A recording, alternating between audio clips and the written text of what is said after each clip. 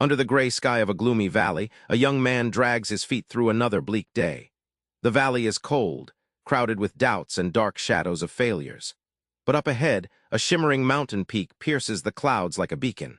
What secrets hide up there in that bright, calm place? And could one grizzled old man living there hold the answer to escaping the valley's grip forever?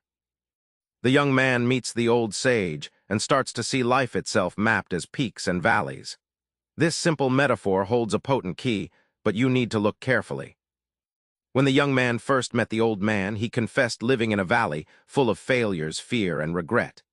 The old man listened without judgment, then told stories of peaks, where joy and success flow naturally. For the young man, the valley felt permanent, but the old man's own life proved otherwise. The old man explained that life isn't a straight road, but more like a winding mountain trail with peaks and valleys.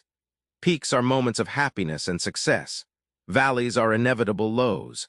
Think of it like hiking. You can't control the landscape, but you can control how you navigate it.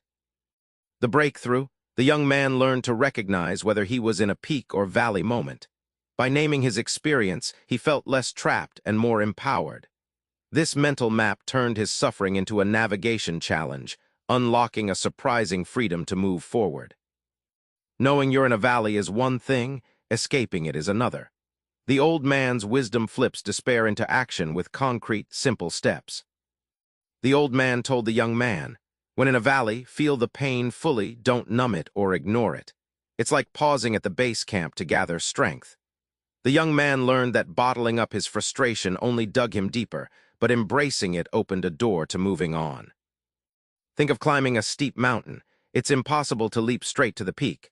Instead, the old man described daily, small steps, choosing optimism over pessimism, gratitude over blame. Each small positive decision is a foothold, creating momentum that eventually carries you out of the bottom.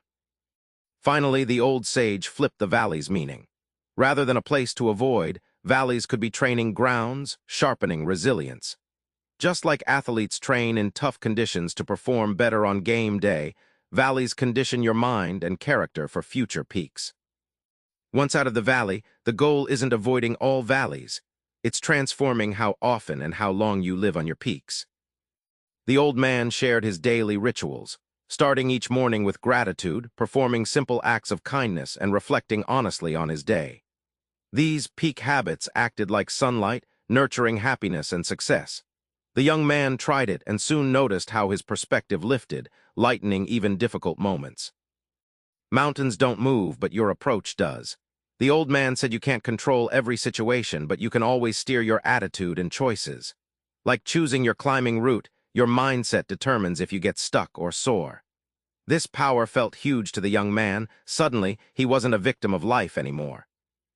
Lastly, they explored identity's power. Living on peaks changes who you see yourself to be.